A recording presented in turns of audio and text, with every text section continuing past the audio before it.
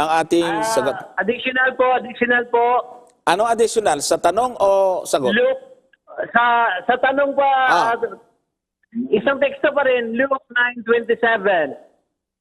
Luke Chapter 9:27. Sige po.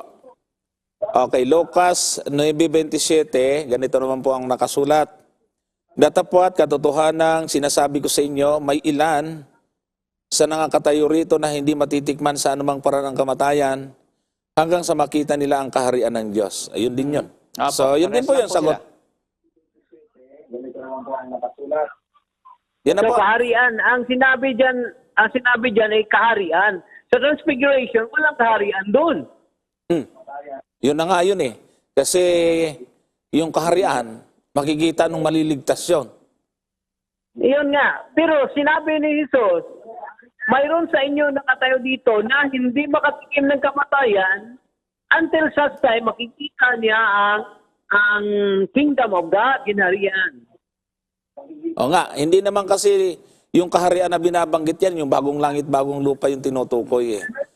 Mayroong kaharian na sabi ng Panginoon mismo, ang kaharian ng Diyos nasa loob ninyo eh.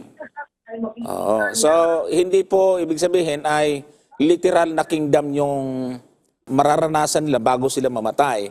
Kasi kung ganon, lalabas na mali na yung sinabi ng Panginoon. Hindi naman pwedeng mali. Tama nga. Yan nga ang punto ko eh. Apo.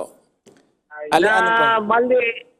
Dahil sinabi niya na nakatayo dito, ang ilan sa inyo na nakatayo rito ay hindi mamatay until such time na makita ang pagbalik ng anak ng tao sa iyang ginharian.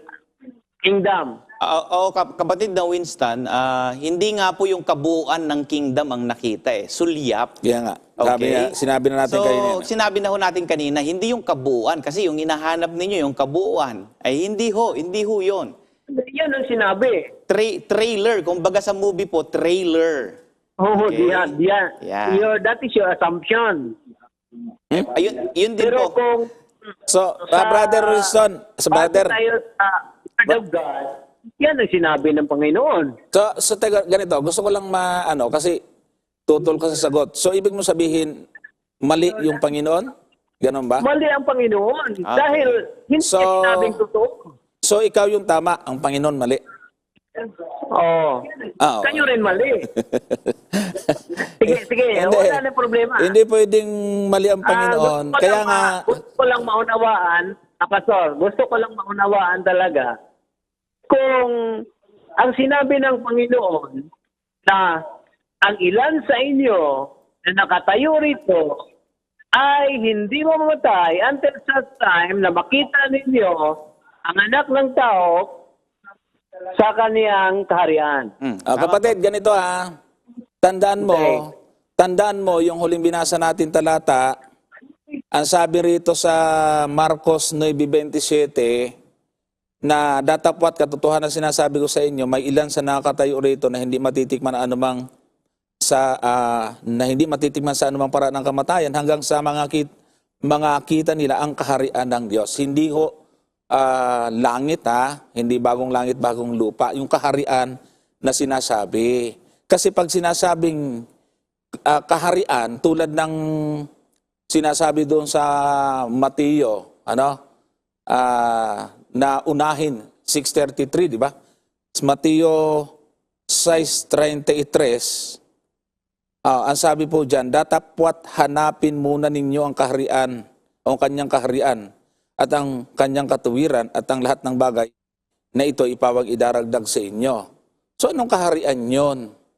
Kung ang interpretation nyo sa kaharian, pag binanggit ng Panginoon, maghintay muna tayo ng bagong langit, bagong lupa, o pagdating ng Panginoon, bago tayo gumawa ng anuman. Hindi ba? So kaya kailangan po i-harmony natin sa ibang talata. Pag sinabing hanggang sa makita ang kaharian, pasulyap doon sa kahariang inihanda ng Panginoon. Kaya nga ang unang sagot ni Pastor Seo, doon si Elias at saka si Moises ay dalawang tao na naligtas. Si Elias hindi nakaranas ng kamatayan, si Moises nakaranas ng kamatayan. Ipinakita yon sa mga alagad. bilang representasyon sa mga makakapasok sa kaharian ng Diyos. Kasi pagka ipilit natin gusto natin, ay di tayo tama, mali si Kristo. Mahirap naman yon. At least dito nakikita natin na hindi tayo lumalabag. Sabi niya, mali ho tayo.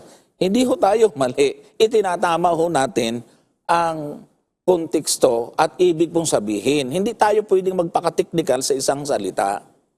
Pastor.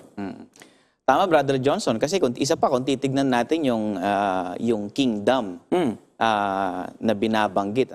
Kung papansin mo, Brother Johnson, sa Luke 17:21, sige nga po, pakibasa nga po. 7:21 ng Lucas. Ayan, sabi po dito, 7:21, ni sasabihin man nila, narito o nariyan, sapagkat narito, ang kaharian ng Diyos ay nasa sa loob ninyo. Isipin mo yan. Presente yung kaharian ng Diyos during nung nagsasalita ang Panginoong Jesucristo. Makikita. Okay? Kaya ngayong unahin ang kaharian, ito yung mga tao na inuna ang Panginoon, nakita na nila yung kaharian. Malungkot, kung hindi nyo tatanggapin, kapatid na Wistan, wala tayong magagawa doon. Pero hindi pwedeng maging tama kayo at mali si Kristo. Kasi yun ang gusto niyang sabihin.